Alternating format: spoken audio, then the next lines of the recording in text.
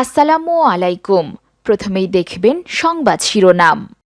Ceiling fan পড়ে মাথা ফাটল সাবেক প্রতিমন্ত্রী মুরাদের। জনগণ রাস্তায় নামলে আপনাদের অবস্থাও শ্রীলঙ্কার মতো হবে। এবার দেখুন বিস্তারিত। সিলিং ফ্যান পড়ে মাথা ফাটল সাবেক প্রতিমন্ত্রী মুরাদের।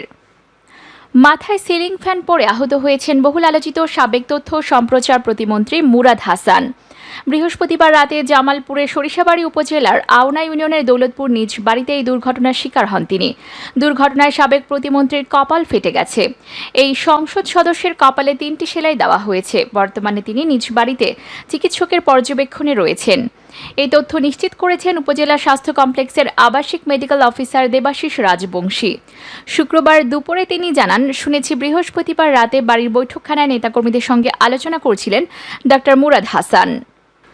এ সময় সিলিং ফ্যান মাথায় পড়ে গুরুতর আহত হন তিনি। এই খবরের কিছু পরেই হাসপাতালের একটি চিকিৎসক দল মুরাদ হাসানের বাড়িতে গিয়ে তাকে প্রাথমিক চিকিৎসা দেন। দুর্ঘটনার বিষয়ে মুরাদ হাসানের ব্যক্তিগত সহকারী জাহিদ নাইম গণমাধ্যমকে বলেন, বৃহস্পতিবার রাতে সিলিং ফ্যান পড়ে মুরাদ হাসান এমপির কপাল ফেটে যায়। পরে সরিষাবাড়ী হাসপাতালে খবর দিলে চিকিৎসকের একটি দল তার বাড়িতে গিয়ে প্রাথমিক চিকিৎসা সেবা দেন। বর্তমানে এখন তিনি আশঙ্কামুক্ত রয়েছেন। আলোচিত সাবেক তথ্য সম্প্রচার প্রতিমন্ত্রী দীর্ঘদিন যাবৎ উপজেলার আওনা ইউনিয়নের দৌলতপুর নিজ বাড়িতে অবস্থান করছেন। নায়িকা মাহিয়া মাহের সঙ্গে আপত্তিকর কথোপকথনের একটি ভিডিও ফাঁসের ঘটনায় কিছুদিন আগে মন্ত্রিত্ব হারান মুরাদ হাসান। অপরদিকে জনগণ রাস্তায় নামলে আপনাদের অবস্থাও শ্রীলঙ্কার মতো হবে। সরকারি দলের নেতাকর্মীদের উদ্দেশ্য করে ডাকসুর সাবেক ভিপি ও গণ অধিকার পরিষদ নেতা নুরুল হক নূর বলেছেন, জনগণ রাস্তায় নামলে আপনাদের অবস্থাও শ্রীলঙ্কার মতো হবে।